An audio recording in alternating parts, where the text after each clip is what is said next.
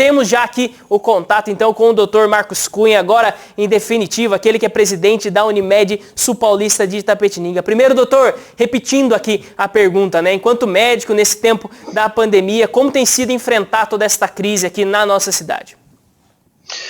Boa tarde a todos, um prazer estar aqui com vocês. Para a classe médica, inclusive, a época de pandemia foi uma época de aprendizado, porque, na verdade, esperávamos um vírus que causasse determinados sintomas e sinais, e, na verdade, a gente aprendeu que é uma coisa muito mais complicada do que simplesmente um vírus. A doença tem muitas faces e, na verdade, todos nós, não só em Itapetininga, como no país e pesquisadores do mundo inteiro, foram aprendendo à medida que a doença foi evoluindo. Hoje nós temos protocolo de atendimento muito diferente do que a gente tinha nos primeiros dias. Há uma constante mudança. Então, eu resumiria nisso, nós estamos aprendendo e realmente a gente vai sair dessa pandemia para um novo normal, uma nova condição. E quais são esses protocolos? O senhor citou aqui que eles mudaram e foi algo que sempre foi falado desde o início da pandemia, que seria uma atualização diária, né? O tempo todo chegando informações, é um inimigo, vamos dizer assim, novo, né, para se lidar, para se combater. E como foi, vamos dizer assim, esses protocolos desde o início do corona aqui na Unimed, principalmente no nosso hospital aqui da Unimed de Itapetininga? Então, o hospital aqui tem uma equipe técnica que é comandada pelo Dr. Fernando Oliva e pela doutora Gisele, que é a nossa diretora técnica no hospital. Desde o princípio, nós pegamos protocolos da Organização Mundial de Saúde e fomos aplicando à medida que eles iam sendo publicados. E diariamente saem muitos estudos do mundo inteiro e tem um grupo dentro da Unimed de médicos também cooperados que trocam informações diariamente sobre os novos protocolos. Então, para dar um exemplo simples, a doença hoje, o tratamento ele é dividido em 3 fases. A grosso modo, uma fase precoce, uma intermediária e uma mais grave. E nós começamos o tratamento da inicial com hidroxicloroquina e azitromicina, que era proposto na época. Aí houve incursão de zinco, de vitamina D, de ivermectina, e mais os testes rápidos, que também se demonstraram muito frágeis, muito de qualidade muito ruim, muito duvidosos. Então a gente testava com o pouco número de exames que a gente tinha, fomos aplicando essas medicações, só que aí nós descobrimos que tem dia certo para você fazer o exame, tem dia certo para você entrar com a medicação, se você passar 2, 3 dias a medicação não faz mais efeito. Aí vieram estudos dizendo que era para abandonar a hidroxicloroquina, porque ela não fazia efeito, e entraram outros estudos, e agora tem estudos dizendo que não volte a hidroxicloroquina, porque realmente ela tem resultado. Então, lá no hospital, a gente aplica ainda a hidroxicloroquina numa fase inicial precoce e outras medicações no paciente internado, no paciente que vai para UTI, aí isso vai mudando, os protocolos vão mudando. E ele é muito complexo nas reações, né? Então, o grupo apanhou bastante, como todo mundo, para a gente fazer as implantações, mas sempre seguimos desde o início os protocolos da Organização Mundial de Saúde. Muito bem. E trazendo também aqui, doutor, a respeito da estrutura aqui do hospital da Unimed, né, desse atendimento que pode ser feito aqui para Itapetininga, né? Os leitos, os respiradores, a questão dos leitos de UTI, eles foram separados para o atendimento do Covid? Vamos dizer, se diminuiu um pouco da disponibilidade que se tinha para outras doenças, ou se fez aquisições, como que foi? Então, houve um fluxo natural dos próprios pacientes que evitaram o hospital, com medo de contaminação. Então, nossos leitos esvaziaram por si só, eles diminuíram muito a ocupação. Mas nós separamos uma ala dentro do hospital só para atendimento de síndromes respiratórias, entre elas o Covid. Separamos a UTI também, leitos de UTI só para Covid. Montamos aquela tenda que tem na frente do hospital para atendimento só de síndrome respiratória e contratamos 4 equipes para atender ali separadamente na tenda. O nosso plano de contingência foi feito em janeiro. E na verdade ele entrou em ação quando começaram mesmo as consultas, a atividade. Isso foi no mês de março, Mas a equipe estava toda pronta desde janeiro, porque a gente tinha conhecimento da epidemia na China e que ela viria para a Europa e viria para a América do Sul, então a gente se preparou. Então a Unimed hoje ela tem uma estrutura muito adequada para atender todos os nossos pacientes.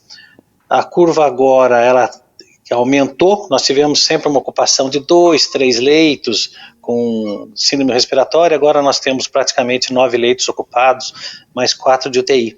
Então o fluxo aumentou de uns 15 dias para cá. Olha só. E também nós temos uma pergunta aqui, doutor, de uma telespectadora através do facebook.com/TV Itapê. A Adelaide Franco, ela manda aqui pra gente perguntando, né, a respeito dos testes, né, se estão sendo feitos testes nos conveniados da Unimed, aqueles que têm aí seu plano de saúde, isso está disponível a eles, são alguns casos especiais, é só no caso de internação? Como que está acontecendo esses testes nos conveniados, doutor? A gente não tem teste disponível para a população geral, cliente da Unimed, porque não existe número de testes suficiente para isso, não existe no mercado. Então, a gente consegue um número muito limitado. Os testes rápidos, como eu disse, eles têm muita interpretação, ele tem muito falso negativo, muito falso positivo, isso depende muito do dia que você faz. O que nós aplicamos é um teste mais seguro, que é o PCR, que também a gente tem um número muito limitado, mas a gente aplica o PCR no pessoal de frente, na nossa linha de frente, que atende direto o contaminado, e em todos os internados. Então a gente consegue fazer isso. É o mesmo esquema que se faz em todos os lugares, porque não existe essa oferta de kits. Tem alguns países, tipo Uruguai, que fizeram testagens na população geral. O Uruguai conseguiu testes lá através de laboratórios internos. Nós não conseguimos isso no Brasil. Então, muito bem. E falando também aqui, a respeito, o senhor citou aqui na questão dos médicos e profissionais, se teve durante esse tempo já, nós estamos alguns meses já desse combate, né, no quadro de vocês, de cooperados, de funcionários ali do hospital, pessoas contaminadas também dessa linha de frente do combate do Covid? Tivemos, entre nossos colaboradores e colaboradores que frequentam o hospital de empresas externas, nós tivemos 16 positivos. Nós testamos em 130 e poucos colaboradores, 133 colaboradores, nós testamos de todas as áreas do hospital, e 16 constaram positivo, entre administrador, enfermagem, recepcionistas. Esses profissionais são afastados, feito o protocolo, e é feito o teste em todos os contactantes desse profissional. E os contactantes, graças a Deus, têm vindo os exames negativos.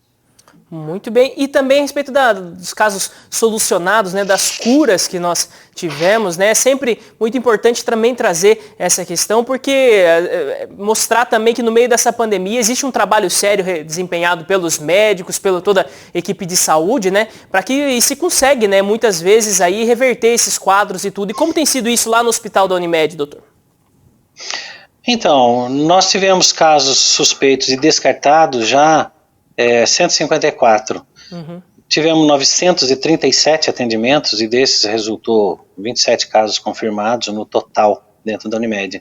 Então a grande maioria ou já se curou ou não se confirmou. Mas o número de curados ele é sempre maior, não tenho esse número aqui, mas ele é sempre maior do que o caso de infectados. Muito bem, a respeito do cenário atual, né, nós tivemos aí uma mudança um pouco, né, dos rumos desse combate, desse isolamento no estado de São Paulo pelo governador João Dória, que foi adotado também aqui em Itapetininga, e nós estamos aí nessa linha laranja, né, agora, né, que nós já temos alguma flexibilização, algumas atividades já voltando. Ao ver do senhor, é tempo já correto para essa flexibilização? Era necessário se esperar uma estabilização maior dos dados? Como o senhor vê? Você sabe que esse é um tema extremamente difícil, né? Porque o distanciamento social, assim como toda a pandemia, ela foi muito politizada e isso interferiu nos rumos da própria epidemia. Eu não sei dizer para você se o início da quarentena foi no tempo correto e se a quarentena total, como foi preconizada, ela tenha sido melhor do que a verticalizada com pessoas, afastando só pessoas de risco. O que eu sei é que o distanciamento ele é necessário, ele é benéfico, foi bom que ele tivesse acontecido. Como eu disse, não sei se na época certa, mas ele foi bom que tivesse acontecido, porque senão a contaminação seria muito maior.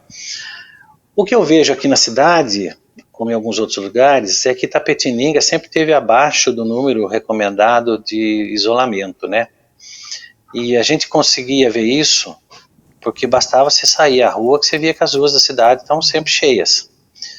Essa interrupção do isolamento agora, muito próximo do inverno, tempo frio, onde o vírus se propaga mais rapidamente e com muita gente que não se contaminou agora na rua, então o que eu penso é que deve haver um aumento do número de infectados daqui para frente.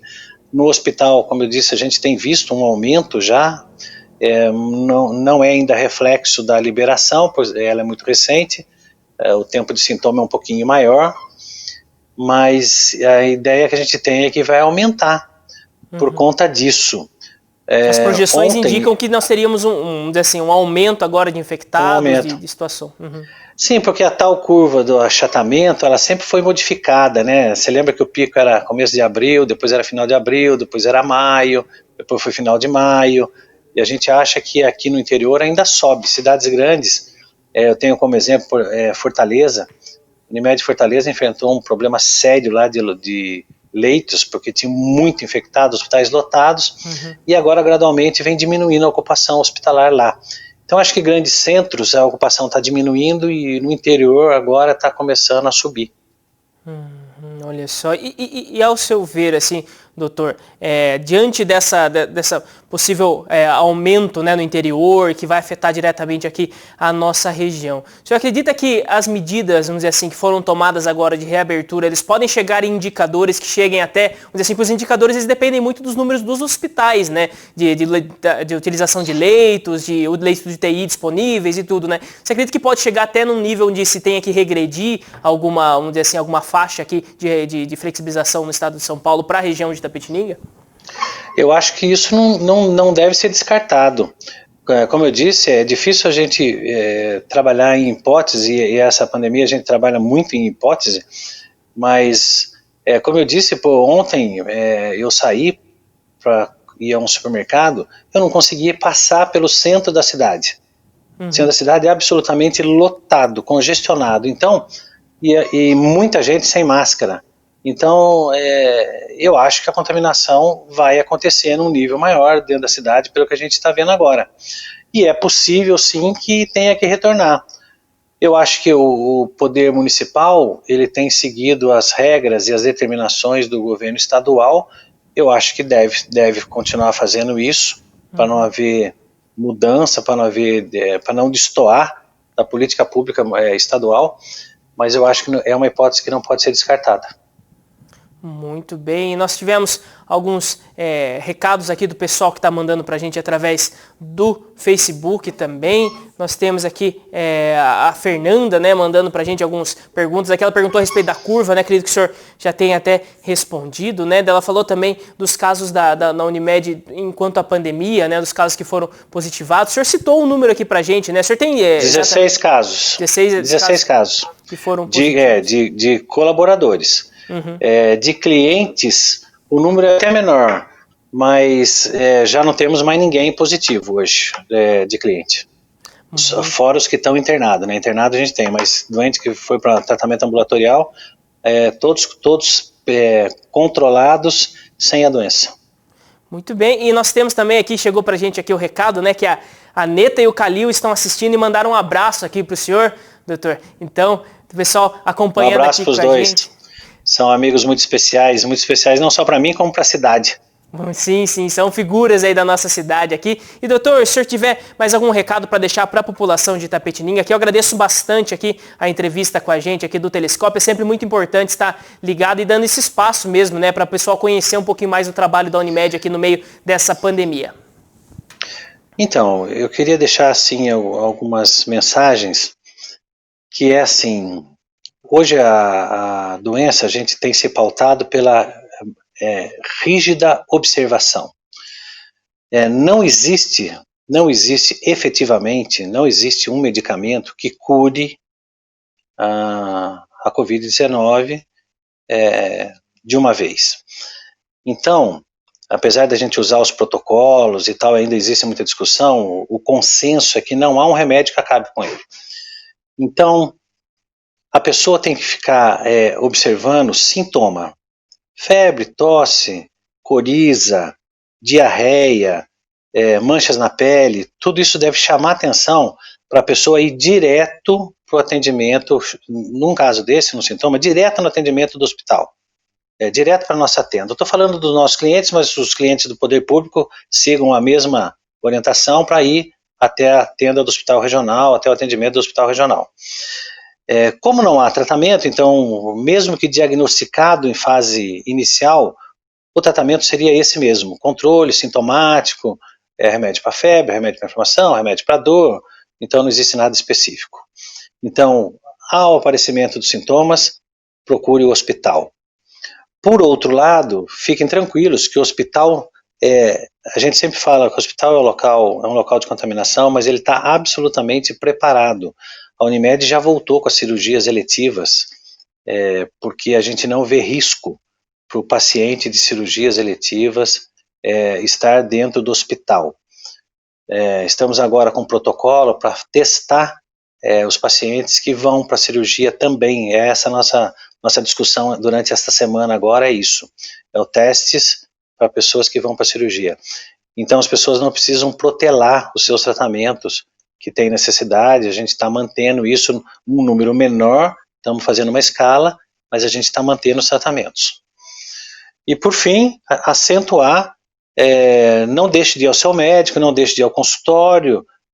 Os médicos estão atendendo em todos os consultórios, e no momento que tiver esse tipo de sintoma que eu mencionei, direto para o hospital é o local mais seguro para o cliente. Muito bem, muito obrigado, doutor. Um grande abraço aí para você e para todo o pessoal também. Manda aí também esse abraço para todos os que estão à frente aí, todo o corpo aí do hospital da Unimed aqui de Itapetininga, que tem enfrentado bravamente essa pandemia. Até mais.